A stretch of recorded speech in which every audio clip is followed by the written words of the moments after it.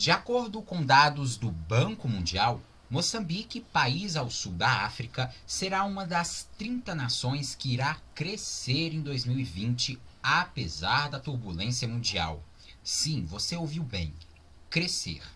Segundo o organismo internacional, o PIB do país irá subir este ano 2,3%.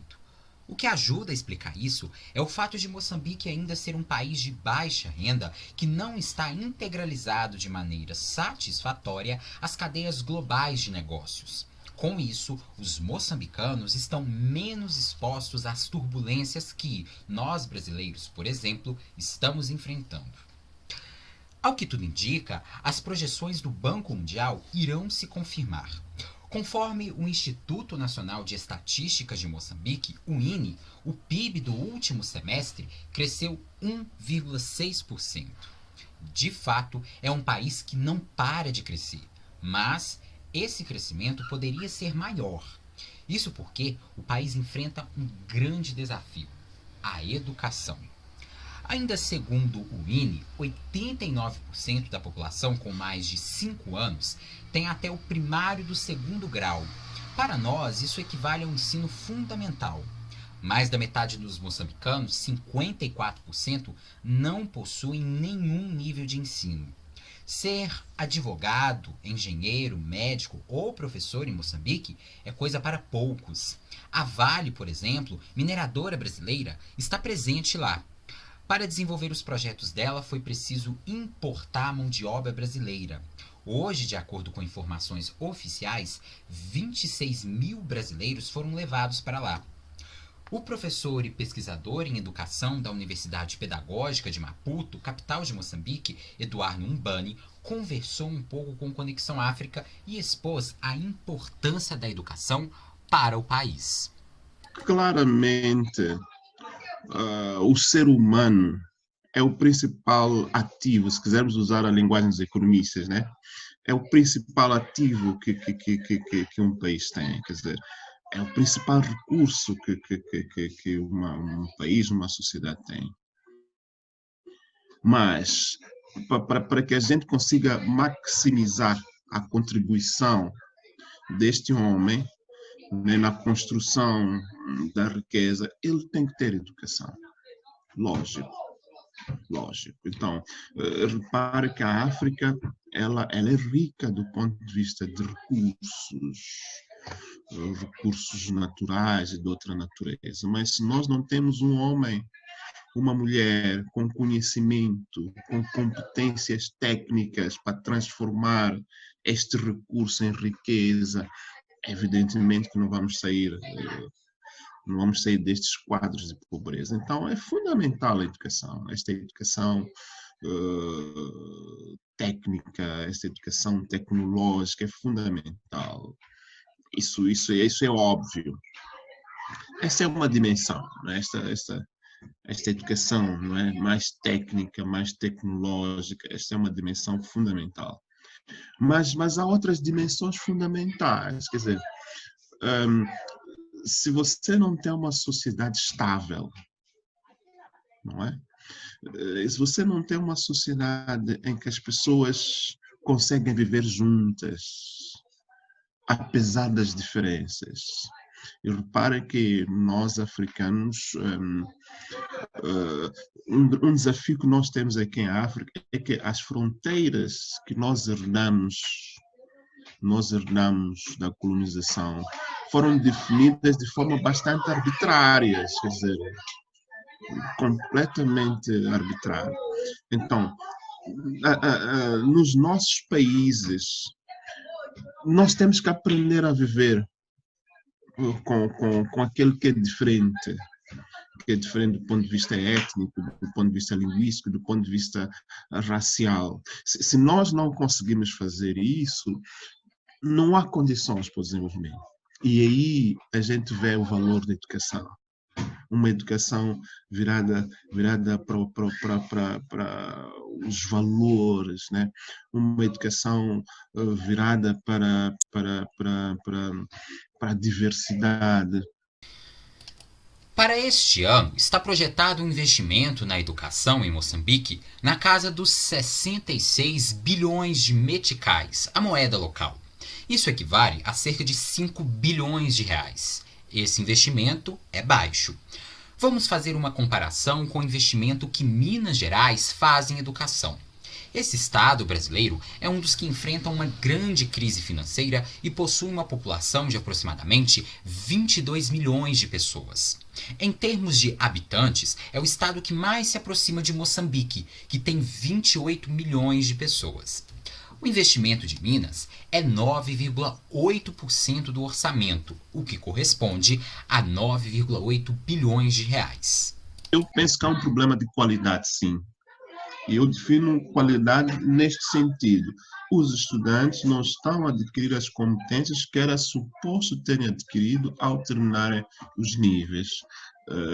Claro que depois pode-se fazer uma percentagem, se esse problema é mais intenso nas cidades, se é mais intenso no rural, mesmo nas cidades. Claro que a gente pode tentar perceber, né?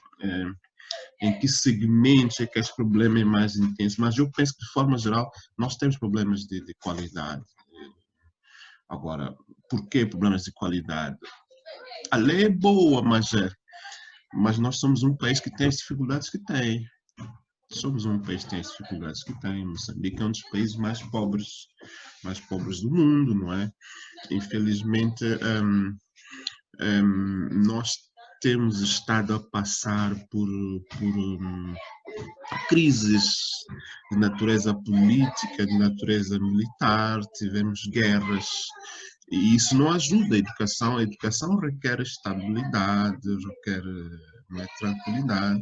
Então, nós somos um país com dificuldades. A qualidade, ela custa dinheiro, né? Você tem que investir para ter qualidade. Então, o nosso Estado não está em condições de fazer os investimentos que eram necessários fazer para que nós tenhamos a qualidade. Por exemplo, hoje eu penso que em Moçambique pode-se dizer que atingimos a universalização no acesso ao ensino primário. Eu penso que sim. Ou seja, hoje já não temos uma criança que chega aos 6 anos e não pode estudar porque não há escola. Eu penso que há uns 10, 15 anos não era assim. Então, nós demos um avanço. Mas, lá está. Você vai ver quantos alunos existem numa turma. É relativamente alto. Relativamente alto. Qual é o rácio professor-aluno? É relativamente alto. Ou seja, um professor está para quantos alunos? É alto. Se a gente diz que a gente já atingiu a universalização, mas há crianças que ainda percorrem uma distância relativamente grande para uma criança de 6 anos chegar a uma escola. Então, ainda temos muitos desafios na escola. A qualidade de formação do professor, não é? Avançamos bastante, sem dúvida, né?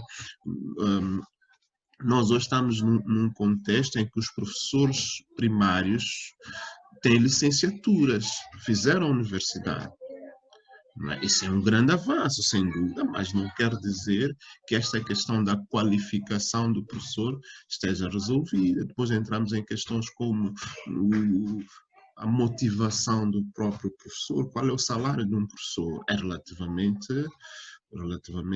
baixo, e outros aspectos que de alguma forma vão fazer com que ainda não tenhamos a qualidade que deveríamos ter, embora, é preciso dizer isso, nós estejamos a assistir a uma melhoria, a uma evolução, mas ainda não chegamos àquela situação em que vamos dizer, ok, estamos bem, não. Ainda precisa mais investimento na educação. Em Moçambique, a educação básica, chamada também de geral, é dividida da seguinte forma. O ensino primário começa aos 6 anos e vai até os 11 anos. Nesse período, o aluno tem que passar por 6 classes, ou séries, como nós chamamos. Dos 11 anos aos 17 anos, os estudantes devem estar no ensino secundário, que compreende o período entre a sétima e a 12ª classe. Completado esses períodos, os estudantes podem ir para a universidade ou para o ensino técnico. Esse modelo foi desenvolvido pela Lei 6 de 1992. Na década de 1990, o país iniciava suas primeiras incursões no sistema capitalista. A norma adequou a educação ao novo sistema. Antes desta época, o país era socialista. Essa lei 6/92, ela é boa no sentido em que ela é coerente a um projeto de sociedade, não é? A um tipo de país, a um regime, não é? E há uma configuração que a educação toma que é coerente. E eu dava um exemplo, por exemplo, no período anterior, aquilo que chamamos de Primeira República, o Estado era o único provedor. A partir de 92, a lei passa a prever a existência de provedores privados ou de outra natureza. Aparecem as escolas privadas, por exemplo, aparecem as escolas comunitárias, nós chamamos assim, que não têm necessariamente lucro como interesse, mas as igrejas ou ONGs passam a ter escolas, né? Esse é um exemplo de uma inovação que foi feita para ajustar a educação ao novo contexto. Por exemplo, a esta questão da uma inovação interessante que se toma esta, nós chamamos de currículo local. Há uma discussão muito interessante que nós temos aqui em Moçambique, e penso que em muitos países africanos, no sentido de que a escola formal que nós temos, nós herdamos-la da colonização, do colonizador. Não é? Então, há sempre este debate. Esta escola reflete ou não a realidade social, cultural, etc. Não é? Então, esta cura, de alguma forma, resolver esse problema, passa a prever-se o ensino de línguas africanas, por exemplo, nas escolas, não é? Outro exemplo é este do empreendedorismo, né? Quer dizer, se nós estamos num país capitalista, não é? A escola, bom, esse é um debate teórico muito interessante, não é? Mas a escola, ela de alguma maneira está focada naquilo que chamamos de saberes profissionais, não é? O saber fazer. Então, mesmo, recordo que eu falei que nós temos o ensino técnico profissional e temos o ensino geral. Hoje, mesmo no ensino geral, nós temos alguns elementos do ensino técnico profissional. Então, os meninos, os estudantes da escola geral aprendem noções de empreendedorismo, dependendo do lugar onde se localiza a escola, aprendem agropecuária, agricultura, coisas assim. Então, e outros exemplos, por exemplo, a questão da democraticidade no funcionamento da escola. Esta nova lei abre um pouco mais, surge a figura do conselho de escola. Então, é uma lei interessante, eu diria, né, no sentido de fazer com que esta escola esteja à altura, não é, do tipo de sociedade que nós queremos construir, que é uma sociedade do tipo liberal, democrática, etc. Moçambique é um país que possui uma enorme riqueza cultural. Por exemplo, estão catalogadas, segundo o Instituto de Estatísticas do país, a existência de 9 línguas. O português é a oficial, ou seja, é utilizada pelo Estado. Mas, na sociedade, a mais falada é a emáqua. Esse idioma nativo é falado por 27% da população e é possível de ser ouvido nas zonas rurais. O português, que concentra nas zonas urbanas, é falado por 17% da população. É muito comum no país os estudantes aprenderem a língua europeia apenas nas escolas. Moçambique está a fazer estudos iniciais, digamos assim, com vista à implantação do ensino bilíngue. Ok? E aqui volto a dizer o que eu disse.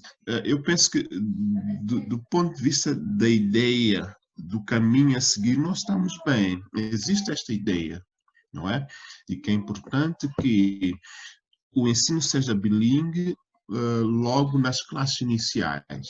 E o português poderia ser uma disciplina. E gradualmente depois se faz a troca. O português torna-se a língua de ensino e as línguas africanas ficam disciplina. Há muitos estudos que mostram aqui em Moçambique que uma das razões da baixa qualidade do ensino, particularmente no primário, é a questão da língua. Porque há muitos meninos que praticamente não têm contacto com a língua portuguesa, ou seja, vão ter o primeiro contacto com o português na escola, e é a língua de ensino, então fica, quer dizer, ele tem um desafio de aprender aritmética, aprender, né? Eu mesmo, quer dizer, aprender aritmética, que é um desafio por si só, e isso vai ocorrer numa língua que ele não conhece, que ele não domina. Então, há esta abordagem, né? No ensino bilíngue. Mas lá está. Devido às nossas dificuldades, devido à complexidade do processo, tudo anda muito lento, muito. Desde que se começou a falar da introdução do bilinguismo e até aquilo que está a ocorrer hoje, avançamos muito pouco. Mas eu acho que isso deve-se a vários fatores, mas a ideia está lá. Mas a pergunta que você fez, se a escola de facto reflete a diversidade, eu penso que não. Eu penso que não. Claramente, este é um desafio que nós temos. Eu estou feliz porque o país já percebeu que isto é um problema, o país já percebeu que é preciso avançar no sentido de fazer com que a escola reflita a diversidade, porque aí até estão em causa direitos das pessoas, direitos culturais das pessoas até. Mas penso que estamos a avançar muito, muito pouco. Muito pouco. Por exemplo, no ensino secundário está previsto que, sei lá, de forma opcional, talvez, os meninos aprendam línguas, tenham línguas moçambicanas, africanas como disciplina, mas de forma geral isso ainda não está a acontecer. A concentração ainda se encontra no ensino primário com esses. Existem algumas escolas que isso está a ser feito a título experimental. Quase em todas as províncias está a ser feito a título experimental, mas ainda não saímos do experimental para a massificação do processo. Mas, resumindo, eu penso que temos ainda este desafio de fazer com que a escola reflita a diversidade cultural, a diversidade linguística, etc., que o país tem. Este ainda é um desafio que nós temos.